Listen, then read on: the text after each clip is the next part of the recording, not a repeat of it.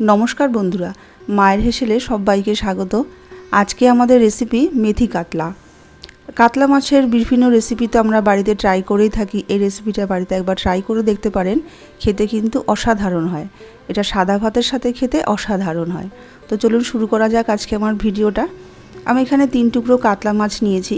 এখানে যে কোনো পিসের দিয়েই কাতলা মাছটা এই রান্নাটা আপনি করতে পারবেন। আমি হলুদ ছাড়াই শুধু নুন দিয়ে মাছটাকে মেখে নিলাম।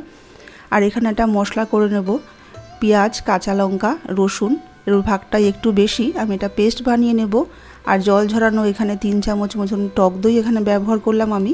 এবার যে মশলাটা বেটে নিয়েছি সেই মশলাটা দিয়ে টক দইয়ের সাথে ভালো করে মিশিয়ে নেব।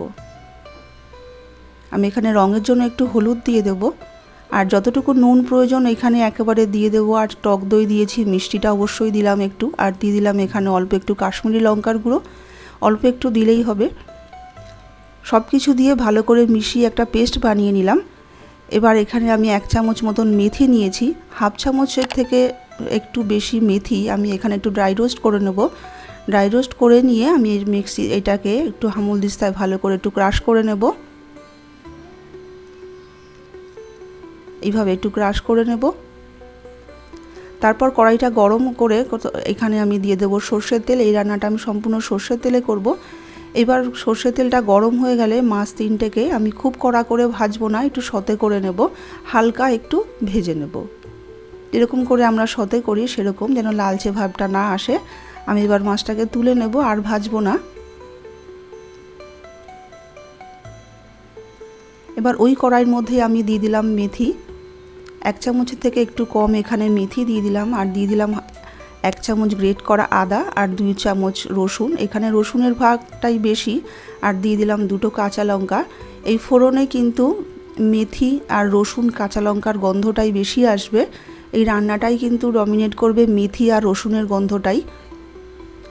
একটু খেয়াল করব যেন আমার ফোড়নটা পুড়ে না যায়। ফোড়নটা একটু নাড়াচাড়া করে নিয়ে তারপরে আমি এখানে পুরো মশলাটাই এখানে দিয়ে দিলাম। দই, আদা, রসুন, কাঁচা লঙ্কার যে পেস্টটা আমরা বানিয়ে নিয়েছিলাম সেটা এখানে দিয়ে দিলাম। এবার ভালো করে নাড়াচাড়া করতে থাকবো যতক্ষণ আমার তেলটা রিলিজ হচ্ছে। ভালো করে কষানো হয়ে গেলে 5-7 মিনিটের মধ্যে এটা কষানো হয়ে যাবে। যখন এটা তেলটা রিলিজ হতে থাকবে তখন মশলার বাটিটা ধুয়ে আমি হাফ চামচ গরম জল এখানে দিয়ে দেব। এটা খুব পাতলা গ্রেভি হবে না, এটা সেমি গ্রেভি হবে। এবার গ্যাসটাকে বাড়িয়ে ঢাকা দিয়ে ঝোলটাকে ফুটতে দেব। দেখুন ঝোলটা আমাদের ফুটে গেছে। এবার একটা একটা করে আমি মাছগুলোকে দিয়ে দেব।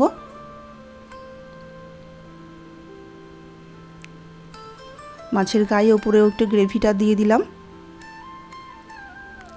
এবার ঢাকা দিয়ে গ্যাসটাকে মিডিয়াম করে 2-3 মিনিট একটু ফুটিয়ে নেব। 2-3 মিনিট হয়ে গেছে, আমি মাছটাকে একটু উল্টে দেব। একটা পিঠ হয়ে গেছে, আর একটা পিঠে উল্টো দেব। এই পিঠটাও আমি 2-3 মিনিট একটু হতে দেব। সব মিলিয়ে 5-7 মিনিট ধরে একটু ফুটিয়ে নিলেই আমাদের রান্নাটা কমপ্লিট, আমাদের রান্নাটা শেষ। আমি সব শেষে একটু যে ক্রাশ করা মেথিটা দিয়েছিলাম সেই মেথিটাও এখানে দিয়ে দিলাম। আর অল্প একটু ধনেপাতা কুচি এখানে দিয়ে দিলাম। ধনেপাতাটা অল্প দিলেই হবে, এখানে মেথির গন্ধটাই কিন্তু মেন। তারপর ঢাকা দিয়ে আমি গ্যাসটাকে বন্ধ করে দেবো। 5 মিনিট স্ট্যান্ডিং টাইমে রেখে আমি এটাকে সার্ভ করে দেবো। তো বন্ধুরা দেখলেন তো কত সহজে তৈরি হয়ে গেল আমাদের মেথি কাতলা রেসিপি। তো আজকে এইটুকুই, দেখা হবে আবার অন্য কোনো ভিডিও নিয়ে। যদি ভালো লেগে থাকে তাহলে একটা লাইক করে দেবেন, আর প্লিজ আমার চ্যানেলটাকে সাবস্ক্রাইব করে আবার পাশে থাকবেন। আজকে এইটুকুই, দেখা হবে আবার অন্য কোনো ভিডিও নিয়ে। নমস্কার।